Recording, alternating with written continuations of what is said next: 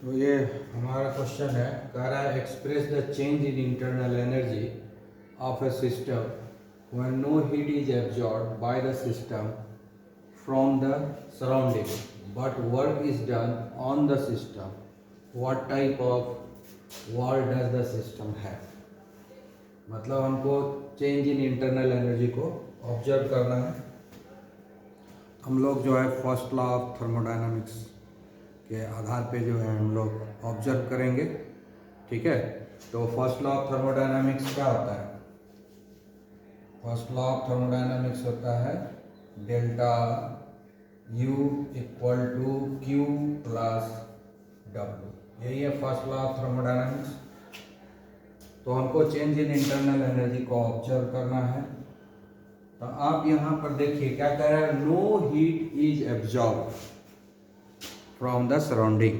मतलब सराउंडिंग से कोई हीट एनर्जी एब्जॉर्ब नहीं किया गया, यानी सराउंडिंग ने कोई हीट एनर्जी सिस्टम को नहीं दिया और सिस्टम ने हीट एनर्जी को एब्जॉर्ब नहीं किया है। मतलब सिस्टम और सराउंडिंग के बीच में कोई कम्युनिकेशन नहीं है। सिस्टम और सराउंडिंग के बीच में कोई कम्युनिकेशन नहीं है, इसीलिए ना तो हीट एनर्जी एब्जॉर्ब हुआ है और न ही रिलीज हुआ है। एब्जॉर्ब नहीं हुआ है और कहता है हीट एनर्जी एब्जॉर्ब तो नहीं हुआ लेकिन work is done on the system. System के ऊपर काम किया गया है, लेकिन हीट एनर्जी सराउंडिंग से एब्जॉर्ब नहीं हुआ। तो हीट एनर्जी जब सराउंडिंग से एब्जॉर्ब नहीं हुआ है, इसका मतलब क्या हो गया कि सिस्टम और सराउंडिंग के बीच में जो बाउंड्री है ना, जो वॉल है, सिस्टम और सराउंडिंग के बीच में एक सेपरेटिंग वॉल होता है ना, इंटरफेस जो होता है उसको हम लोग बाउंड्री बोलते हैं, इंटरफेस बोलते हैं। ठीक है, वो बाउंड्री बोलते हैं। तो बाउंड्री इसका मतलब क्या हो गया, वो बाउंड्री कंडक्टिंग वॉल नहीं है, नॉन कंडक्टिंग वॉल है। तो इसको हम लोग क्या बोलेंगे, एडियाबैटिक वॉल। वर्क किया गया है, जो भी वर्क किया गया वो एडियाबैटिक वर्क हुआ। ठीक है, तो क्या हो गया, Q हो गया 0, चूंकि हीट एब्जॉर्ब नहीं हुआ है तो Q हो गया 0। क्या दिया है, no heat is absorb, so Q क्या हो गया 0। Q क्या रिप्रेजेंट करता है, हीट एब्जॉर्ब और रिलीज। Q रिप्रेजेंट क्या कर रहा है, हीट एनर्जी एब्जॉर्ब और रिलीज। या एब्जॉर्ब हो रहा है वो भी लिखना है, रिलीज हो रहा है वो भी लिखना है। यहाँ पर कुछ नहीं हो रहा है, ना एब्जॉर्ब हो रहा है ना रिलीज हो रहा है, यानी वो 0 है। तो हमने हीट एनर्जी 0 दे दिया। उसके बाद कहता है कि but work is done on the system. System के ऊपर वर्क हुआ है। तो सिस्टम के ऊपर जब वर्क होता है तो वो पॉजिटिव वर्क होता है। सिस्टम के ऊपर जब वर्क होता है तो वो क्या होता है, पॉजिटिव वर्क होता है। सिस्टम जो वर्क करेगा वो नेगेटिव होगा, लेकिन सिस्टम के ऊपर जो वर्क होगा वो पॉजिटिव होगा। ठीक है ना, सराउंडिंग सिस्टम के ऊपर वर्क किया तो वर्क करने से क्या हो गया, उसके एनर्जी में चेंज आएगा, इंटरनल एनर्जी में चेंज आएगा। लेकिन बाहर से हीट एनर्जी हम सप्लाई नहीं कर पाए, इसलिए वो 0 हो गया Q। लेकिन वर्क डन क्या हो गया, एडियाबैटिक वर्क डन हुआ। वर्क क्या हो गया, एडियाबैटिक। ठीक है, तो फाइनली क्या हो गया, delta U equal to adiabatic work. AD means adiabatic work, WAD मतलब क्या हुआ, adiabatic work.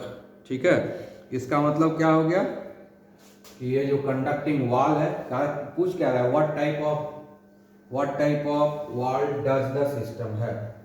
What type of wall does the system have. तो क्या होगा, system have adiabatic wall. Adiabatic wall. Adiabatic wall कैसा होता है, जैसे थर्मस फ्लास्क का वॉल होता है वो एडियाबैटिक होता है, ना तो हीट एनर्जी अंदर जाता है ना हीट एनर्जी उससे बाहर आता है। तो इसको बोलते हैं adiabatic wall. No communication of energy, energy का कोई कम्युनिकेशन नहीं होता है सिस्टम और सराउंडिंग के बीच में, इसी को बोलते हैं एडियाबैटिक वॉल। तो फर्स्ट क्वेश्चन का आंसर हो गया कि ये एडियाबैटिक वॉल है। ठीक है, और चेंज इन इंटरनल एनर्जी कितना होगा, डेल्टा U इक्वल टू, यानी जो भी वर्क डन होगा वही इंटरनल एनर्जी में चेंज लाएगा।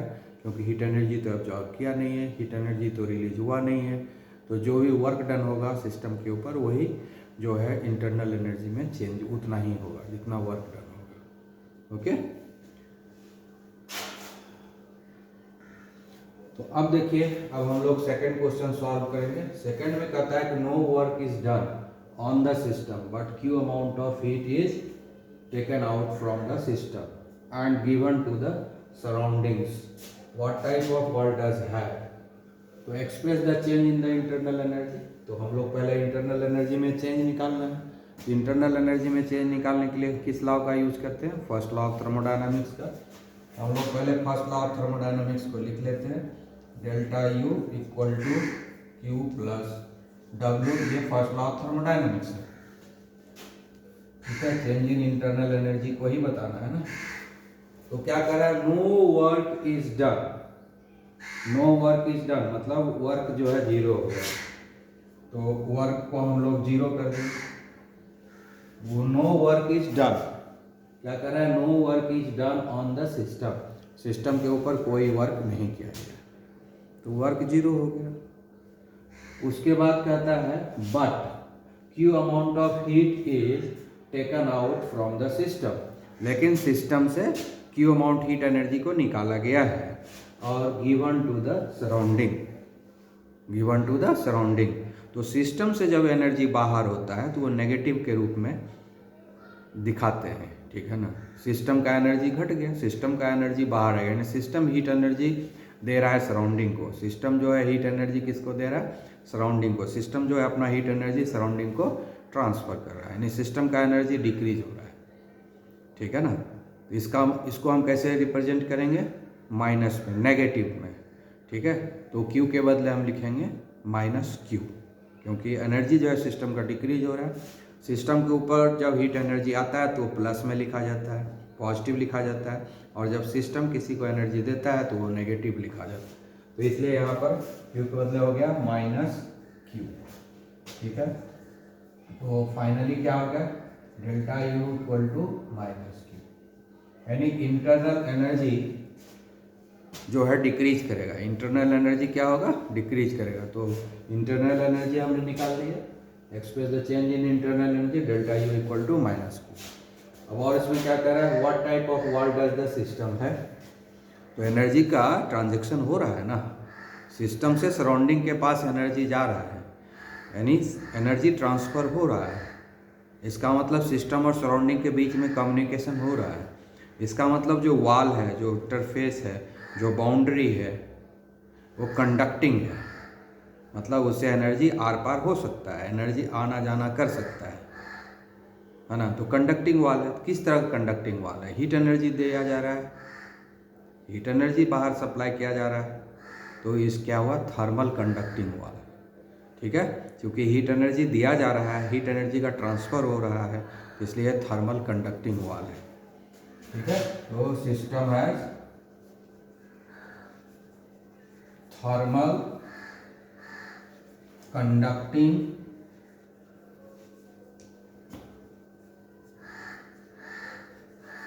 ठीक है, क्लियर।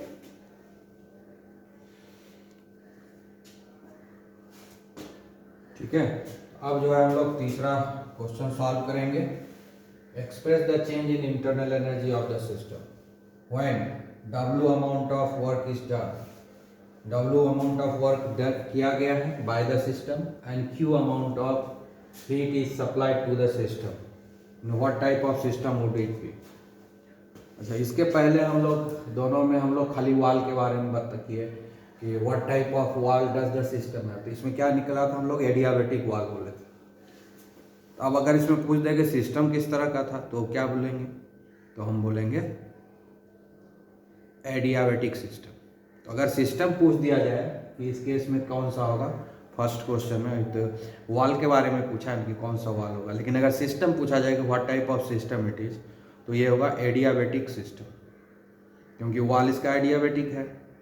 एनर्जी का कोई ट्रांजैक्शन नहीं हो रहा है, एनर्जी का ना ही मटेरियल का ट्रांजैक्शन हो रहा है, तो ना तो मैटर का ट्रांजैक्शन है, ना ही हीट एनर्जी का ट्रांजैक्शन हो रहा है। सिस्टम और सराउंडिंग के बीच में कोई कम्युनिकेशन ही नहीं है, ठीक है, तो इस तरह का सिस्टम को हम लोग बोलते हैं एडियाबेटिक सिस्टम। ठीक है, उसका दूसरे में कह रहा है कि no work is done, work तो नहीं किया गया, वर्क तो नहीं किया गया, लेकिन हीट जो है सप्लाई किया गया है। ये क्लोज सिस्टम होगा, क्योंकि मटेरियल का तो एक्सचेंज नहीं हो रहा है, लेकिन एनर्जी का ट्रांजैक्शन हो रहा है। यानी जो सेकंड वाला है उसमें हम क्लोज्ड सिस्टम लिख सकते हैं। इसमें क्या दिया हुआ है, what type of wall does the system है, सिस्टम के पास कौन सा वॉल है, तो ये क्लोज सिस्टम संभव है, हो सकता है। ठीक है ना, क्योंकि एनर्जी का ट्रांजैक्शन हो रहा है, तो क्लोज सिस्टम में एनर्जी का ट्रांजैक्शन होता है क्योंकि उसमें कंडक्टिंग वॉल रहता है। ठीक है, अब जो हम तीसरा दे रहे हैं, कह रहा है W amount of work is done. तो निकालने के लिए, चेंज इन इंटरनल एनर्जी निकालने के लिए फर्स्ट लॉ ऑफ थर्मोडायनामिक्स लिखते हैं, delta you equal to Q plus W. ठीक है, यही है mathematical expression of first law of thermodynamics. कहता है W amount of work is done by the system, W amount of work is done by the system, system ने यहाँ पर work किया है, done by the system on the surrounding. तो W amount of work कौन किया है, system ने किया ना, यानी सिस्टम जो है वर्क कर रहा है। तो सिस्टम जो वर्क करता है वो नेगेटिव से रिप्रेजेंट होता है, और सिस्टम के ऊपर जो वर्क होता है वो पॉजिटिव होता है। तो यहाँ पर सिस्टम के ऊपर वर्क नहीं हो रहा है, यानी सराउंडिंग वर्क नहीं कर रहा है, सिस्टम वर्क कर रहा है सराउंडिंग के ऊपर। तो सिस्टम के द्वारा जो वर्क डन होता है वो नेगेटिव होता है, तो इसलिए क्या होता है, वर्क डन हमारा हो गया नेगेटिव, तो ये प्लस नेगेटिव हो गया। ठीक है, उसके बाद कह रहा है q amount of heat is supplied to the system, system को q amount of heat energy supply कर रहे हैं, सिस्टम को सप्लाई हो रहा है। तो सिस्टम को जब हीट एनर्जी सप्लाई होता है तो प्लस होता है, और सिस्टम जब किसी को सप्लाई कर देगा सराउंडिंग को तो माइनस होगा। ठीक है, तो हीट एनर्जी जो सप्लाई होगा प्लस में होगा। तो फाइनली क्या हो गया हमारे पास, delta you equal to Q minus डब्ल्यू। ये हो गया expression of internal, change in internal energy का एक्सप्रेशन हो गया, delta you equal to Q minus W. ठीक है, क्लियर। तो ये हो गया हमारा। तो अब चेंज इन इंटरनल एनर्जी इस दोनों के ऊपर डिपेंड करेगा, हीट एनर्जी जो है दिया गया है और डब्ल्यू अमाउंट ऑफ वर्क जो है किया गया है। ठीक है, तो इसके ऊपर डिपेंड करेगा। यहाँ पर क्या हो रहा है, एक्सचेंज ऑफ हीट एनर्जी हो रहा है। ठीक है, वर्क भी हो रहा है और एक्सचेंज ऑफ हीट एनर्जी भी हो रहा है। मटेरियल का कोई एक्सचेंज के बारे में डिस्कशन नहीं है। इसका मतलब क्या है, ये क्लोज्ड सिस्टम है। ठीक है, आया बात समझ में, ये क्लोज सिस्टम है क्योंकि सिस्टम ने वर्क किया सराउंडिंग के ऊपर, और सराउंडिंग ने Q amount of heat energy supply किया सिस्टम को। तो सिस्टम को हीट एनर्जी सप्लाई किया जा रहा है और फिर सिस्टम जो है सराउंडिंग के ऊपर वर्क कर रहा है। ठीक है, तो इस तरह का संभावना तभी है ना जब वॉल कंडक्टिंग होगा, यानी सिस्टम क्या है, थर्मली कंडक्टिंग वॉल है। तो सिस्टम में क्या है, थर्मल कंडक्टिंग वॉल है। यहाँ पर क्या हुआ, थर्मली कंडक्टिंग वॉल है। सिस्टम में क्या है, थर्मली कंडक्टिंग वॉल है। एक चीज तो ये हो गया, और दूसरा चीज जो है, सिस्टम कौन सा है, क्लोज्ड सिस्टम। सिस्टम कौन है, क्लोज्ड सिस्टम। मटेरियल का एक्सचेंज नहीं हो रहा है लेकिन एनर्जी का एक्सचेंज हो रहा है। मटेरियल का एक्सचेंज नहीं हो रहा है लेकिन एनर्जी का एक्सचेंज हो रहा है, इसलिए ये क्या है, एक क्लोज्ड सिस्टम है। ठीक है, ये एक क्लोज्ड सिस्टम है, याद रखना है कि एनर्जी का सिर्फ ट्रांजैक्शन हो रहा है, मटेरियल का ट्रांजैक्शन नहीं हो रहा है, इसलिए ये क्लोज्ड सिस्टम है। ठीक है, और इसका चेंज इन इंटरनल एनर्जी का एक्सप्रेशन हो गया delta you equal to Q minus W. ठीक है, ओके। तो अब ये क्वेश्चन देख लीजिए, क्या कह रहा है, ए गैस एक्सपांड्स आइसोथर्मली, मतलब टेम्परेचर जो है कांस्टेंट रहेगा, आइसोथर्मली का मतलब क्या होता है, टेम्परेचर कांस्टेंट रहेगा, कांस्टेंट टेम्परेचर पर ये प्रोसेस होगा। गैस एक्सपांड्स मतलब वॉल्यूम इंक्रीज करेगा, कांस्टेंट, और एक्सटर्नल प्रेशर जो है 1 atmospheric pressure against the constant external pressure 1 atmospheric pressure. 1 atmospheric pressure के अगेंस्ट जो है ये वॉल्यूम इंक्रीज करेगा from the volume of 10 DM cube. DM cube मतलब होता है लीटर, याद रखना है। ये जो डीएम क्यूब दे दिया, जैसे सेंटीमीटर क्यूब को हम लोग एमएल लिखते हैं, सेंटीमीटर क्यूब को हम लोग एमएल लिखते हैं, ठीक है ना। तो डीएम क्यूब को हम लोग लीटर लिखते हैं, ये लीटर है। तो 10 litre to a volume of 20 dm cube मतलब 20 लीटर। 10 लीटर से 20 लीटर में एक्सपांसन हो रहा है, ठीक है। डीएम क्यूब को लीटर लिखते हैं, याद रखना है। In the process it absorbs 800 joule of thermal energy, मतलब इस प्रोसेस में 800 जूल एनर्जी जो है सिस्टम एब्जॉर्ब किया, मतलब सिस्टम का एनर्जी, सिस्टम को एनर्जी सप्लाई किया गया, कितना, 800 joule from the surrounding, surrounding ने सप्लाई किया। Calculate the value of internal energy change, तो हमको इंटरनल एनर्जी चेंज को कैलकुलेट करना है। तो कैसे कैलकुलेट करते हैं, फर्स्ट लॉ ऑफ थर्मोडायनामिक्स से कैलकुलेट करते हैं चेंज इन इंटरनल एनर्जी। तो हम लोग लिखेंगे फर्स्ट लॉ ऑफ थर्मोडायनामिक्स क्या है, डेल्टा यू